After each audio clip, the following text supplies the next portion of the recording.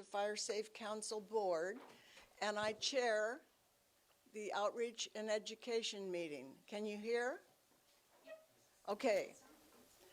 I want to introduce a few special guests. Chris Kellstrom, stand up just a minute. Chris is our new liaison to the Shasta County Fire Safe Council. We're honoring Mary a little later in the program for her service. Chris is also a supervisor. Chris is also, yeah, I just thought that was obvious, but not to everybody. Chris is on the County Board of Supervisors. Alice Bennett is here. Alice, stand up, with Megan Dolly's office. And Bruce Ross with Megan Dolly's. Thank you.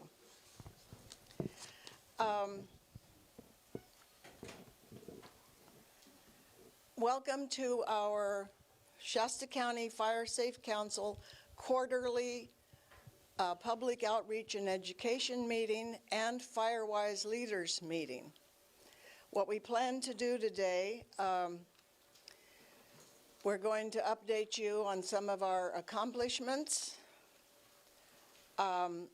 We play an important role in coordinating all of the agencies who deal with fire, and we'll hear a bit about that. And then our keynote speaker is Carl Skinner. We're recording through Carl's presentation. After that, we'll reconform the chairs into a circle, and we have our Firewise leaders meeting. Special people, we consider them our essential ambassadors. They have outreach with many, many people and accomplish a great deal in their communities. I wanted to recognize this. We have a wonderful partnership with KIXE. We are very grateful for the use of this room, these professional recording facilities, and the advertisement. I hope you've seen that this meeting was widely advertised, thanks to them. So Rob, let me introduce you.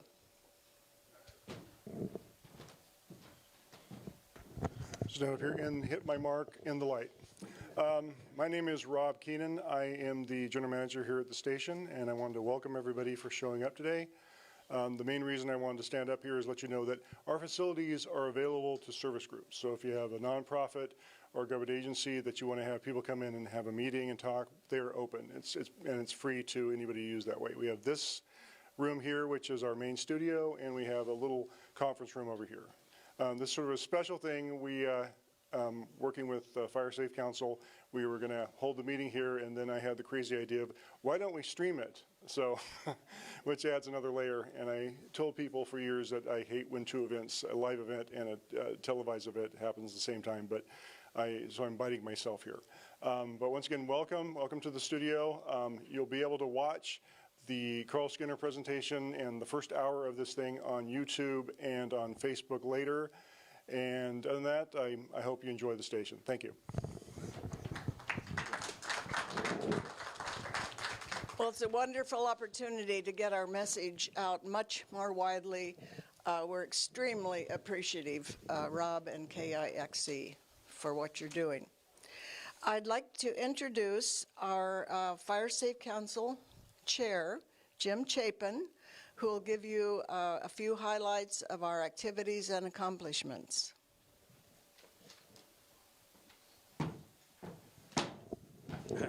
I'm not used to holding a microphone. I guess, do I need to use the microphone, you guys? Yes. I do, okay. Am I in the right spot? Okay. All right. Welcome, everybody, to our quarterly meeting. My name's Jim Chapin, and I'm the chairman of the board for the Fire Safe Council. We do have a few board members here I'd like to introduce. I don't know if I can tell who. Is Julie here? Yeah, there's Julie. Julie Driver is on our board. Barbara Holder and Frances Belden back there. And I'd like to say Frances and Barbara and I are the three originals that started on the board 4 years ago, and we're still hanging in there. So thank you, you guys, for helping out. I'm going to give a little summary of how we got started and our history. Probably most of you haven't heard that yet, I hope. So for those who are not aware of our history, in October 2019, I realized that Shasta County was about the only county in Northern California that didn't have a fire safe council. So I knew Mary Rickert pretty well, so I went to her office and talked to her about it. And she said, yeah, it's not a good thing. We used to have one, but it's been kind of gone dormant several years ago. So she told me if I would work on it, she would support me in any way she could. So I started working on it. And I had a good friend who was a forester also. I'm a forester. His name is Ed Stewart, and he volunteered to help me. And so we met with Mary several times. We started working on our bylaws and getting together the information for a corporation with the Secretary of State, and kind of cobbling up a few people that we knew that would be willing to be on the board. So we finally got, I think it was February of the next year that we got the incorporation approved by the Secretary of State.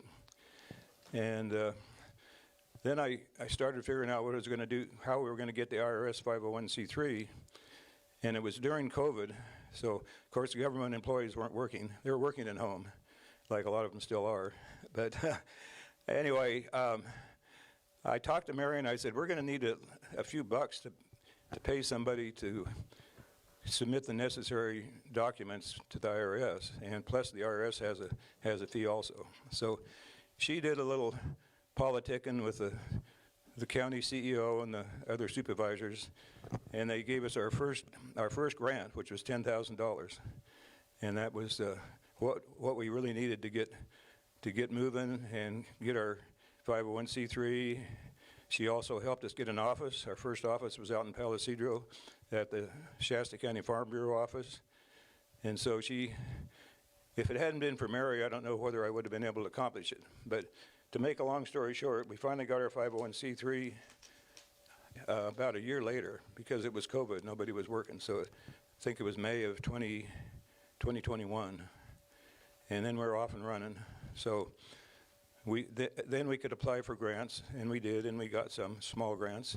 So we were able to hire our first employee, which was the executive director. Her name is Pam Bates. She still works for us. And so we started forming our board. We had a really good board of about 9 or 10 people. And we got some pretty good grants. One of the first ones that we got was for the Sierra Nevada Conservancy, gave us a grant for about $700,000 to build a fuel break out on Bullskin Ridge, which is in the Oak Run area. And so that was a fuel break on a ridge 600 feet wide and about 3.5 miles long. So we started that in July, and they've got stormed out this winter, but they'll finish this spring. And it's contracted out to Two-Bit Enterprise, and they're doing a really good job. So we were able to get several more grants after that, but I'm going to let our executive director talk about the grants for the most part. But before I do that, I have a presentation for Mary. Can you come up here, Mary? Would one of you guys hand me that piece of wood there?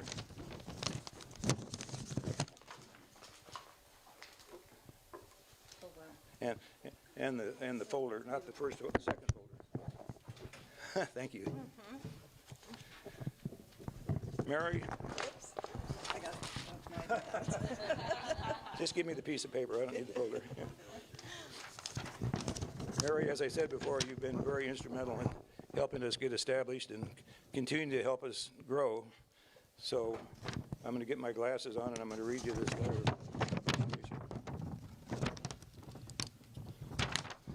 Dear Mary, the members of the Shasta County Fire Safe Council Board of Directors want to recognize your effort and foresight in the great need to establish the Fire Safe Council in Shasta County and your continued support in recent years to make a positive force for wildfire prevention and protection in Shasta County. Your early assistance working with foresters Jim Chapin and Ed Stewart in the fall of 2019 was an invaluable success for the organization. You worked with Shasta County CEO to receive our first grant of $10,000 in the development of the organization and establish our IRS nonprofit status. Mary, you have made a significant impact on our organization, and your commitment to keeping our community safe from wildfire is truly appreciated. You are always welcome to attend our board meetings and public meetings in the future. We're very grateful for what you've done on behalf over the past 5 years. Signed by the board and the staff. Thank you. Appreciate that. And That's beautiful. we have this little cross section of a tree. It says, Wow. Mary Rickard, in recognition of your assistance to establish the Shasta County Fire Safe Council and your continued support to our mission, we thank you. Thank you. Here you go, dear. Thank you. Thank you so much. We couldn't have done it without you. You want to say something? I certainly do. First of all, I want to thank Jim. He was there at the very beginning, and a little background. I served from 2013 to 2016 on the State Board of Forestry and Fire Protection as the range livestock representative, and we would travel up and down California, and we'd go to various communities, and they always touted all the great accomplishments and the work that the local fire safe councils had done. And I kept thinking, wow, Shasta County doesn't have one of those. And then, of course, as a supervisor, we lived through the Carr Fire, and I said, we have got to do something about this. So my husband and I have known Jim for 45 years, since at least. And so he's the man, and I knew if anybody could get it done, and he also saw the needs. So we approached Matt Pontus, at the time our CEO, who was actually a forestry major at Cal Poly, two really good things.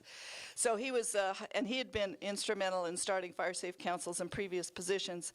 So we really appreciated Matt's input at the time. And then I served on the Sierra Nevada Conservancy Board and developed a really great relationship with Angie Avery, the head of that. And so she was always kind of in the background watching to see what Shasta County was doing. And so I think that was a big part of it. Angie and I would have conversations on the side about how important it was to get us up and going. So we had a lot of people involved in this. I think it's really important that we continue with this great work. And every day, I live in MacArthur, and every day when I drive up 299, I see a lot of fuels, and I think, oh, but for the grace of God, when's the next big fire in that direction? So we need to continue your work, and my husband and I are in the middle of a fuels reduction project right now with Zane Peterson on our Fenwood Ranch, and we will continue. We know the importance of this great work, and I will continue to help the Fire Safe Council in any way that I can.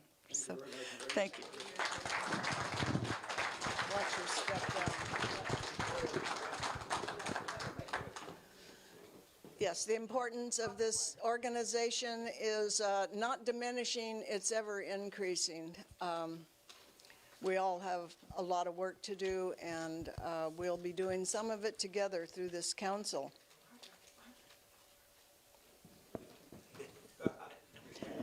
We always, at our public meetings, we always give our fire agencies a chance to give us any important announcements and updates.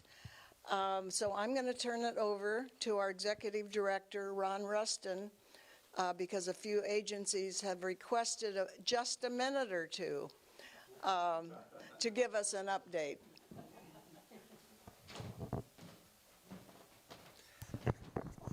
Thank you, Barbara. Well, welcome everybody. My name is Ron Rustin. I'm the Executive Director for the Shasta County Fire Safe Council. Just wanted to give a couple of updates on the different grants that we have going right now.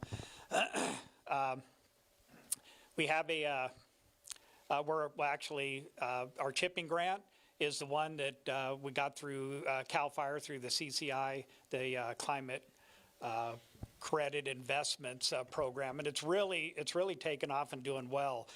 We have some flyers over here on the table if anybody's interested or knows somebody that would like to get stuff in their yard chipped. Right now we're ahead of all of last year's volume that we've already chipped. It's just really taken off and doing well. Doug Young is our project manager for that. He's doing a great job getting that program going. Right now we have the February event for Reading, Old Shasta, French Gulch, and Whiskeytown. It's open to be for enrollment. And we got 44 already, which is quite a few for one of our events. So we're excited about that. We also have a capacity building grant that we got from Sierra Nevada Conservancy. Really helpful for us to be able, as an organization, a young organization, to start building capacity, to be able to keep our staff and everything going, and to actually start developing some larger landscape type projects. We're required to do 6 through the grant, so we're diligently working on those and trying to get those laid out and then seek funding in the future to get those fuel breaks actually implemented on the ground. We are applying for the Community Wildfire Defense Grant that's coming up, and hopefully that will get awarded to us. On the Firewise side of things, we currently have 14 Firewise communities, and I'm really excited because Montgomery Creek is really close to submitting their paperwork and being done for number 15, and we have a few others that are in the process of getting their applications going, so we're excited about that. I sent out to all the Firewise leaders, and we'll talk about this more at the Firewise leaders talk at the end, with the mini grants through the Zog Fire settlement that we received, the monies that the council received. We're taking a portion of that and investing it back in the Firewise communities for different projects they want to do. So if you have any questions, we can definitely talk about that and get those going for each of the Firewise communities. The one kind of a disappointment for us is the county coordinator grant that we had is closed, and right now there's no funding for another county coordinator. I was originally hired as the county coordinator, and I think it's a super valuable position, a real good support for the Firewise communities and just a lot of the public outreach stuff that we like to do. So we're hoping that will be funded in the future. If not, through the Community Wildfire Defense Grant that we're seeking, we can actually seek funding for like a Firewise type coordinator, somebody to be able to fill that kind of role there. So anyway, we're excited about that. And I just wanted to I talked to a few of our agencies out there. I was just going to speak for all the agencies but I'm not going to do that. We don't want to speak for the agencies, but I just have 3 that I want to do. So Jesse, you want to give a quick Forest Service? Sure.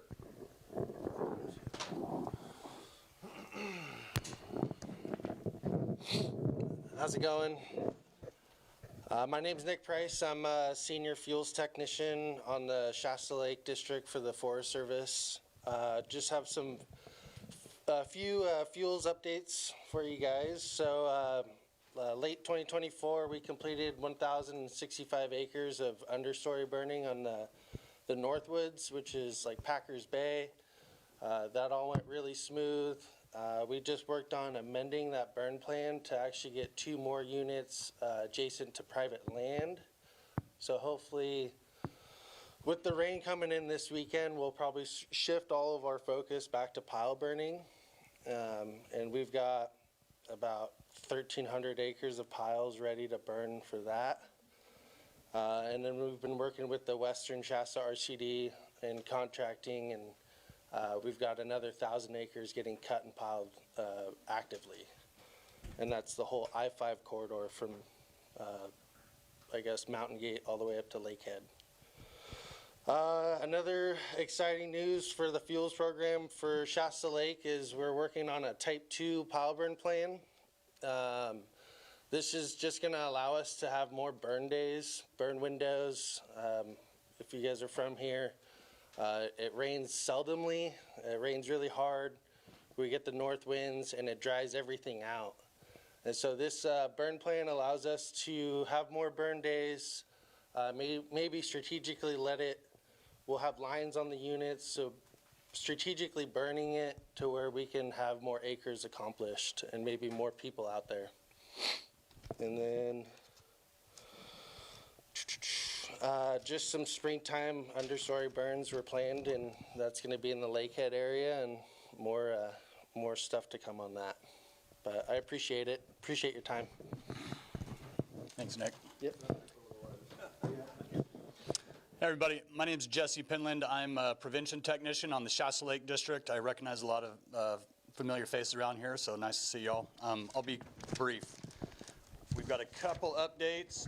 One, the shoe fire, the one out kind of, I guess it would be out kind of by Big Bend, Montgomery Creek area. We're currently in, we've got 2 phases of suppression repair for that area. One of them is going to be working on the Fender's Ferry Road, which was highly impacted by the fire traffic coming in and out. So we're going to have a lot of road maintenance out there and fixing a lot of stuff that's been in serious need of repair for quite a while. So this is a good opportunity to fix that road. The second one is we're going to be doing some material removal in the shoe fire general area that's going to be in strategic locations for future fires out in that area. We're going to have some holding features in place, and it'll help the firefighters on the ground get a quick handle on that. Second thing I have is back in June of 2024, we started working with a group called AmeriCorps. It's a federally funded group of young people that are looking to get into lands management. So they come and they do a tour with Shasta Trinity. I believe it's 3 months, and they kind of go from area to area. We've been having them help us put in hand lines, kind of the lines that Nick was talking about for our burn units, and also burn some piles with us. So they're getting a lot of good experience. They'll go work with botany. They helped out with fisheries. So we're really glad to have them on board. And that's all I have for now. Thanks, Jesse. Appreciate it. Watch out. Okay, Aaron from CAL FIRE.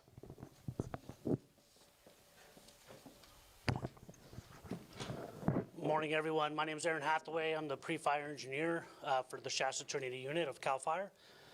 I've been asked just to talk, my boss, Chief Sean O'Hara, just pretty much wanted me to mention at least one thing, and that is we're really excited about the fact that all of our stations are staffed 1-0 now. So at least they have one engine at each station.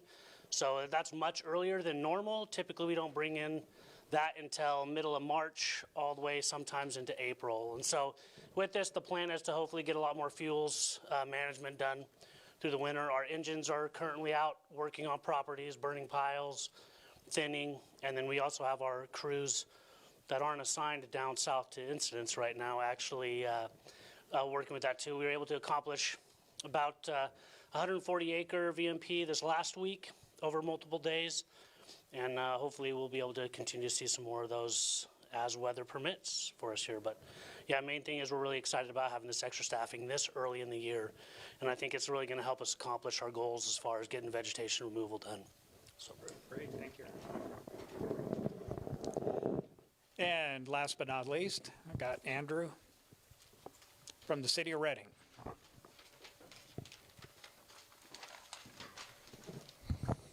How's it going? Andrew Atkins, Assistant Fire Marshal, City of Reading. So we just completed our Community Wildfire Protection Plan, and Deer Creek Resources, they were our consultant, and they're also working with the county one. So kind of the big top 3 takeaways that we have is we are in need of, and we are going to actively pursue a vegetation management ordinance in the City of Reading. Homeless encampments are a 40% cause of all of our vegetation fires, and kind of our biggest exposure is the early north winds in October. So we're not concerned about refighting the car fire. We're looking towards the next big fire. So what I'll do is I'll leave this right here. We're going to have a social media push later this week, but if you guys want to scan this QR code, that's a link to our CWPP, and you guys can all take a look. Thanks, sir. Okay, that's all I have. So Barbara, all the way over here. Try to behave. We are so lucky to have really an internationally renowned fire researcher living right here in our community. Carl Skinner is an old colleague of mine. It's great to work together. currently because we worked together many years ago, and I won't say how many. Carl's a retired research geographer with the U.S. Forest Service, Pacific Southwest Station here in Redding. He grew up in Bernie, California. He's worked in fire suppression from the ground up. He was on an engine in fire suppression, has worked in Mount Shasta. He's authored over 90 scientific publications. He continues to stay involved with fire research everywhere. He's a really important local resource for us. And I get chills every time I say it because no one deserves it more. Carl recently received the International Harold Biswell Lifetime Achievement Award for his work. So anyway, that's a fabulous honor, and he helps our board. He gives us ideas. He's in the know of what we need to know. So with that, Carl.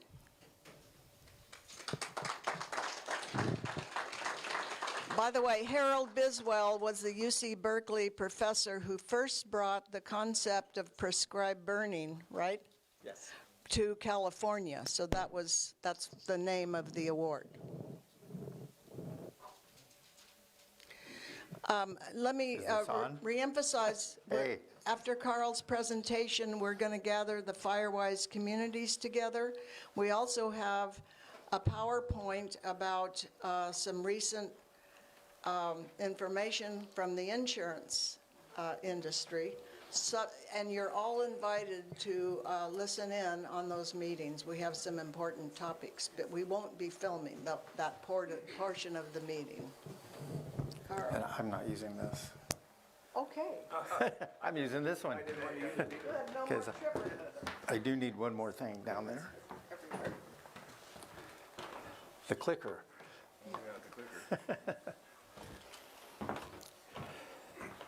And what I was asked to talk about is the ideas of risk and hazard. And basically this comes about because in the past people talk about risk all the time, but you rarely hear the term hazard used. It's being used more and more now because of all the fires we've been having to deal with lately. And so basically the way I look at it, it's not a matter of if, it's when are we going to have the fires. And what type of fire would you like? And that's the point here with this kind of fire. That's a prescribed fire up at Mount Shasta when I was fuels officer up there. And then this is the fountain fire. And we do have choices, and that's what I want to talk about.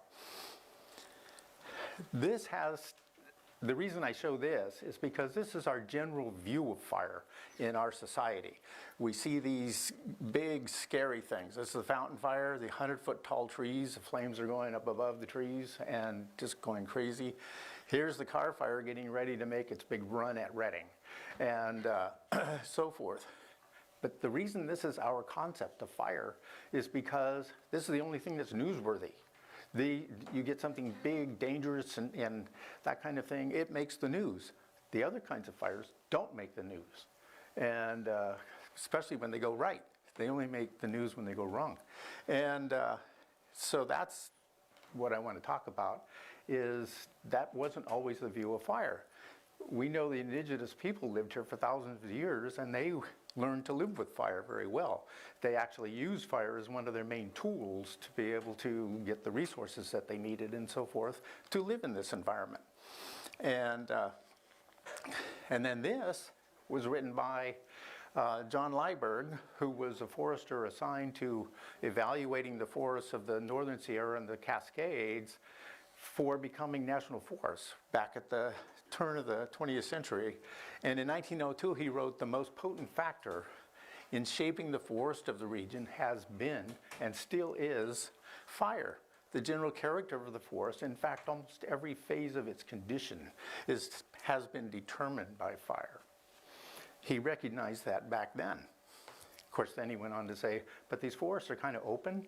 He says, if we put fires out, then we can grow more trees. Little did he know how right that was.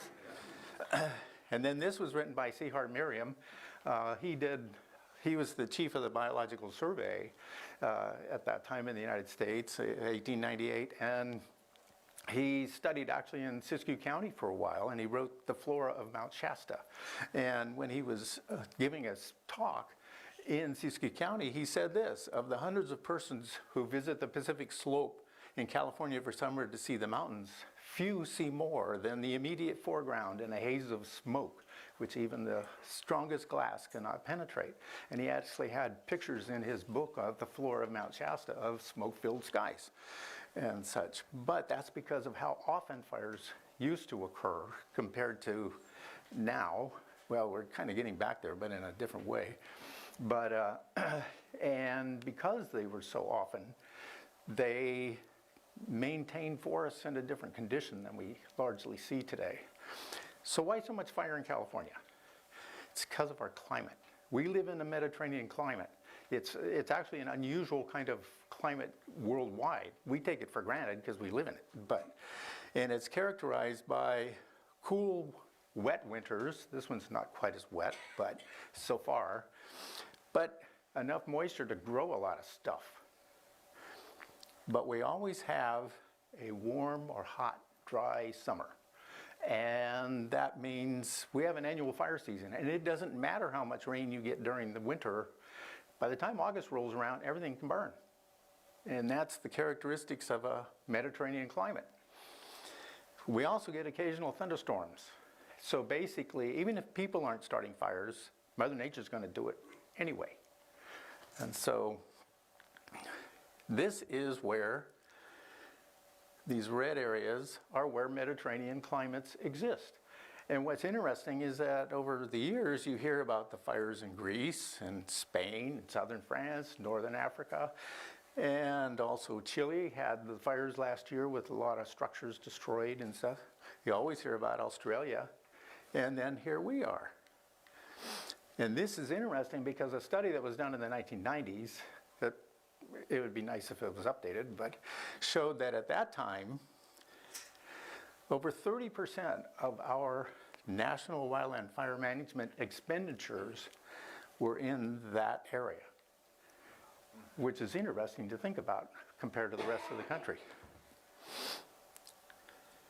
So let's compare climates to give you an idea of what it is I'm trying to emphasize. And so I'm going to look at 4 different areas in different parts of the country. And this first one is North Platte, Nebraska. And basically this is, whoops, go back. This right here is January through December, and the bars just show the relative amount of precipitation that they get at different times of the year. And what's interesting about this is that look at where the most precip comes. It's in the warm period of the year. And when it's cold, they don't get as much precipitation. It just takes a different form and it hangs around for a while. And then let's move up to the Northern Rockies. Here's Yellowstone Lake in the Northern Rockies. Basically, looking at the bars, you can't tell what month it is. It's pretty much just all year long, it just changes form from winter to summer. And then this one's an interesting one. This is Flagstaff. And they get the moisture in the winters, then they start to dry down in the springtime, similar to the way we do. They actually precede us a little bit. And but then, during the warm period of the year, you start getting the thunderstorms coming up that's called the North American monsoon. Comes in from the Gulf, and basically it shuts off fire season in most years from the rains they get at that time. Now here's Redding. Totally different. And what you see is the moisture in the winters, and when we get hot and dry conditions, I mean, hot conditions, it's dry, and that's what sets us up to burn. And lightning. That's one thing I want to get across too, is The red dots are lightning-caused fires. This was a 10-year period from 86 to 96. This study was done, but it pretty much carries on. And the red dots are lightning-caused fires. Blue dots are human-caused fires. What you see is a lot of blue dots where there's a lot of people. But in the mountains, like Shasta County and a lot of the Northern Sierra and Southern Oregon and so forth, it's dominated by red dots. And what's interesting is we did a study, myself and some of my colleagues, of the period from 1987 to 2008 for northwestern California. And what we found was that 1.6 million acres had burned in wildfires during that period, and 87% of that was from lightning-caused fires. So basically it means that we're going to have fires regardless of what people are doing out there. Now this has to do with changing climates and such, and it kind of shows, this is from January through December, and you have, this is from the Goddard Institute for Space Science at NASA. They keep track of this. And the zero here is just kind of, if you averaged everything across, is where zero is just the average Earth temperatures, I guess, at 1981 to 2015 is what they do. And then these are just variations around that. But they do it by month. And so it's kind of interesting that if you look at it, the blue is the 1880s, 1900, turns to green in the 40s through 1960s, and then it starts orange and red, and then this is last year, is way up here. And you can see it's just constantly changing, and what I thought to do was, okay, when was fire season back in the 1880s? That's when we know there were a lot of frequent fires going on, because we have the fire histories that show it in the fire scars of the trees. Well, this is basically summer at that time in the blue areas, from basically June to into August, and it was the summer months, which would be mostly when you would get a lot of the fires. How about if we look at those temperatures now? Anything that is basically at those temperatures or higher, how much of the year does that intake now? There you go. What was summer in the 1880s in terms of high temperatures and such now run from end of March through into October instead of just June to August. And so it kind of sets us up to have much longer fire seasons, much longer periods of drying and all that kind of thing. And if you've managed to grow a lot more trees, then you have some other things going on. So that's what you see is our changing fire seasons, and we see that dramatically in the last few years. Risk and hazard. We hear people talking about risk a lot, but not as much about hazard. And there are differences between what risk is basically the probability of having a fire. What's your chance of having a fire? And if you have vegetation in a climate like we have, you always have some kind of a risk of having a fire because there's something there that can burn. So what is hazard? Hazard is what gives you a sense of the type of fire that you're going to have. How intense will it be? And it's likely to be based largely on the available fuel. How much is out there that can burn? And what kind of fire is it going to give us? And so we're getting more people focusing in on the actual hazard in the last few years than we were for a long time, but still hear people mostly talking about risk. There's always going to be risk. And I just throw these up because to kind of start some minds thinking about something I'm going to get to towards the end. This one, look at all the stuff in there. I took this picture up in the it's in Siskiyou County, and I mean, imagine a fire in that in August, but it's a low risk. It's high hazard, but it's low risk, and I'll show you why later after I go through some things. Now this one is a low hazard, You can see there's not much down there that can burn, but it's high risk because of its location and because these are very flammable fuels, easy to ignite where they are and such.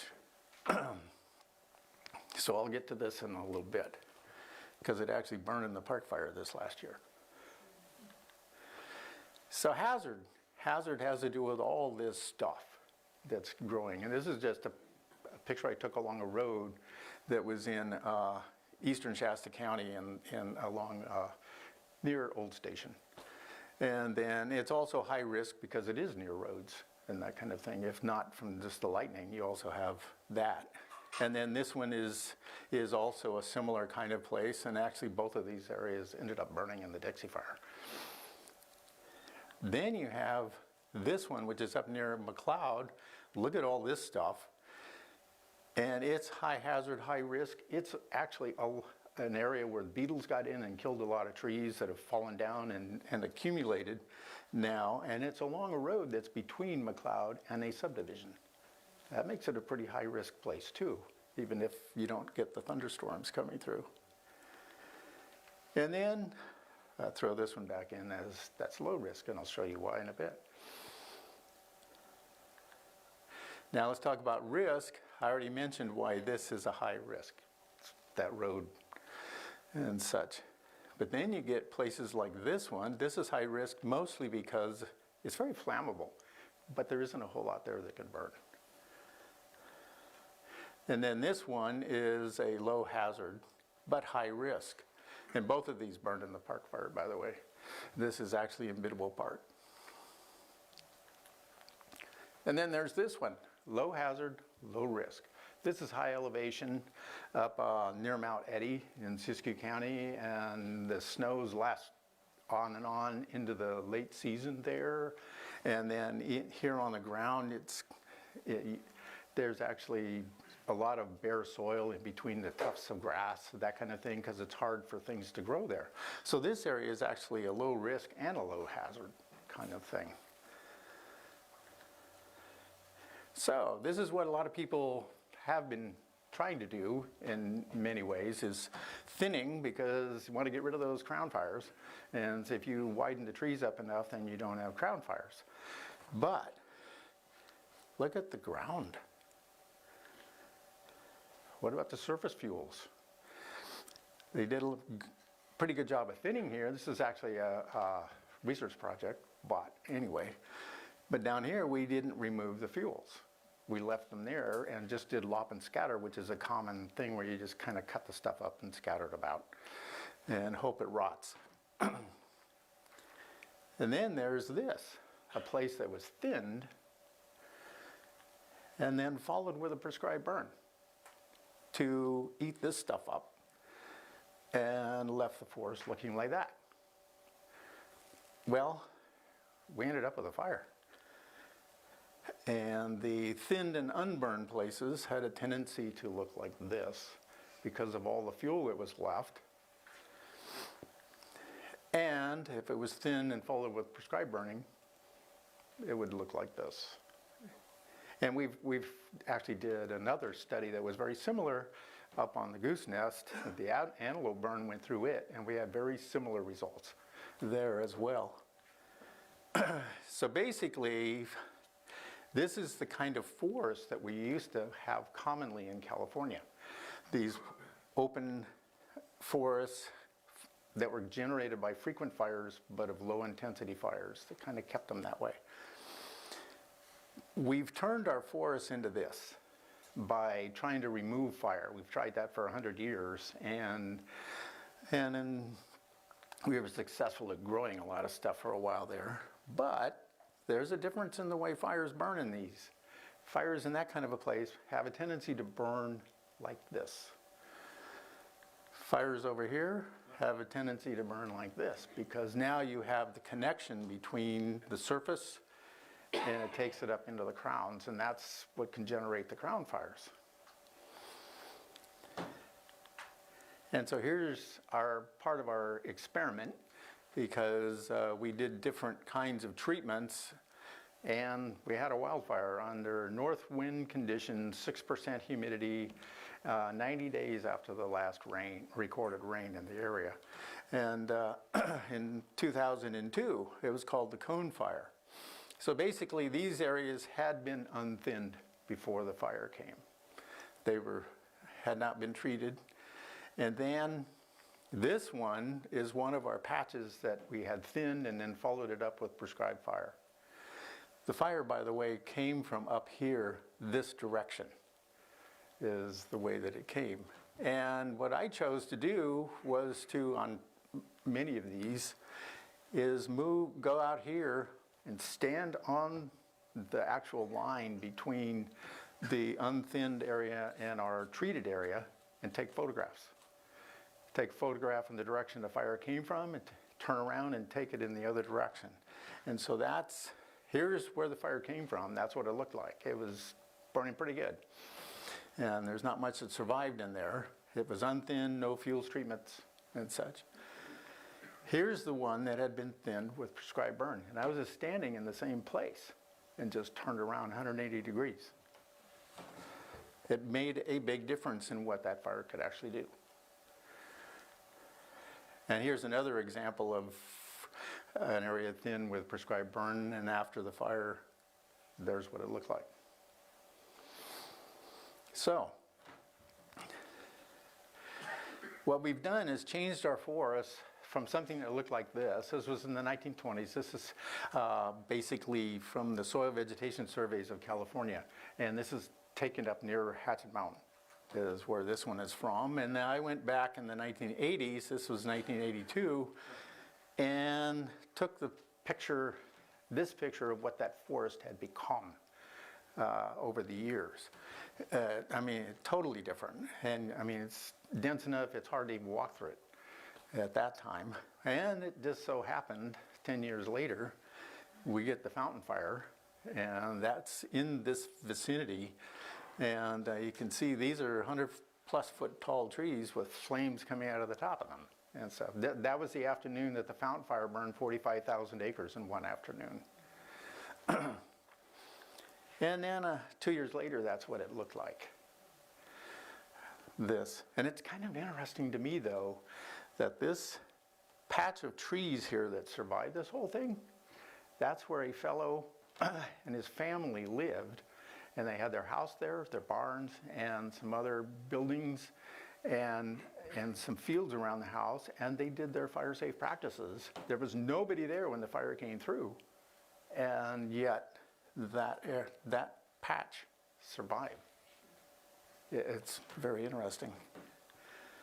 So, which stand would you treat if you were to saw these two pictures? This thing with all this fuel in it, or this one? And our eyes do go to that one, but the landscape context makes a big difference as to where you might want to spend some time and money doing work. And so, which stand would you treat? This one over here is one of these. Whoops. Up. This is in the Castle Crags Wilderness. And basically, it's just one of these flower pots of trees growing in amongst the rocks. And there's basically very difficult for fire to move through this landscape. So even if this thing caught fire, it'd probably burn that spot. And unless you had a really strong north wind or something, the embers wouldn't even get to the other places. And so that's why I rated it as a low risk kind of a place.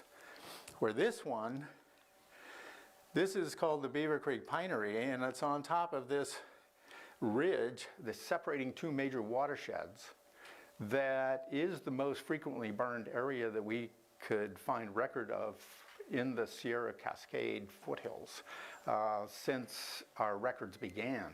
And that's one of the reasons that it's as open as it is in there, is because it had burned so frequently in the past. It's in the Issue Wilderness area. Across the Deer Creek watershed from where Cohasset is, if you all know where that is. And because of its location and the condition of it, where I would spend money is here maintaining that. And because that would be very helpful in the future with keeping resilient forests in the area. Instead of thinking that, oh, it's really nice now, we can walk away from it, don't need to do anything. Well, things change over time. And that's one of the things that happened here. But landscape context is a key consideration. Where it is in the landscape really makes a difference. And here's other pictures of it, the Beaver Creek Pinery. There's two people there, by the way, and showing the size of the trees and such. And then here's another one in the oak stands that are in the Beaver Creek Pinery, which would be really good for acorn crops and that kind of thing. And this is real close to where the Ishi Caves are, by the way. And then just some other pictures, what they look like. This is Michael Barber. He's retired now, but he was a professor at UC Davis. We've taken a lot of people here to show them this stuff. But something happened to this. We had the 1997-98 El Nino that had rain going on. I mean, tremendous amount of rain all winter long, but it just continued right on in through June. And what that meant was all the seedlings that got started from the previous year's cone crop survived. And you can see it's just turning into a carpet of trees down there. And then you see they're growing, and you need another fire to come along and kill them while they're young, keeping the thing open. And actually 2 fires did try to go through there, but they were suppressed before they got into the area. One in 1999, just the year after, and then so forth.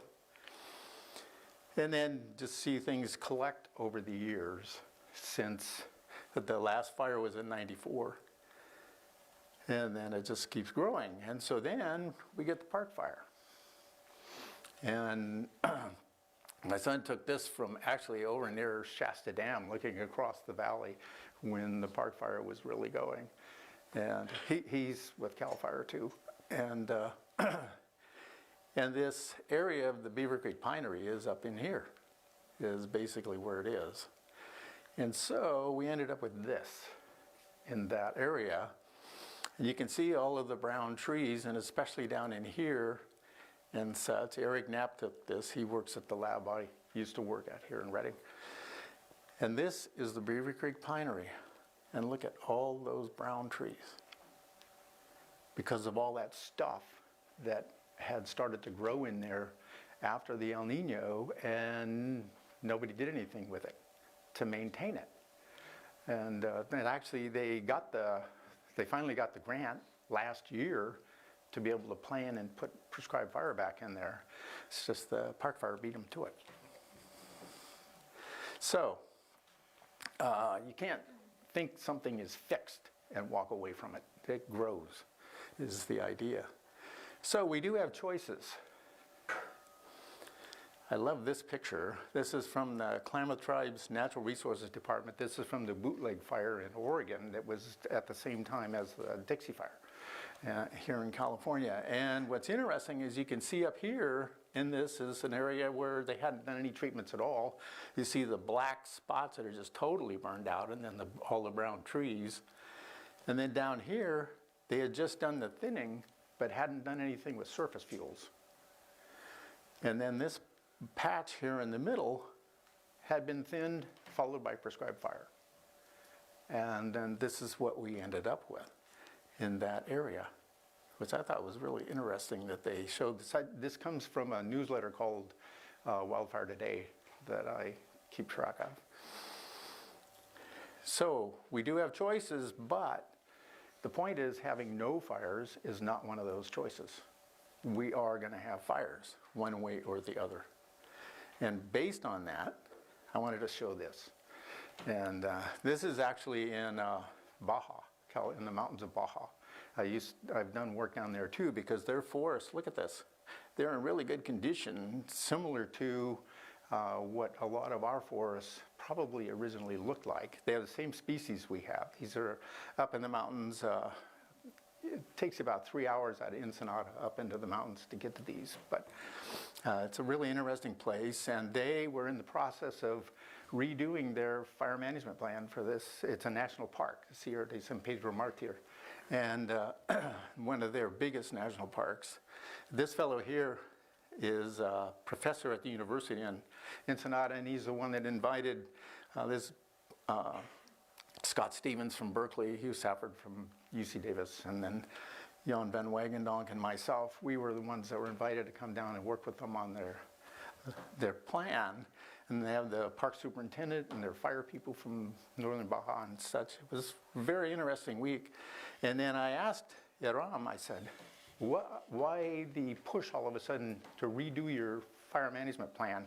Because they were doing some prescribed burning, and but they were starting to put out more and more fires. And then he says, well, we watch CNN, we see what's happening to you people, and we don't want to go down that same road, is basically what he said. And so they were in the process of changing the direction they were going while they probably still had some time to do it. So risk and hazard, again, risk, the probability or chance of having a fire. And in California, there's always some risk if you have vegetation. Hazard is what the fire is likely to be like. How intense is it based on the fuels and what you have there. So it's not if, but when. What type of fire would you like? Thank you. The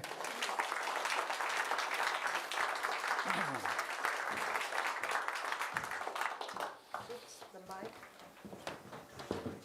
I got it. Oh. Do you want me up here or down there?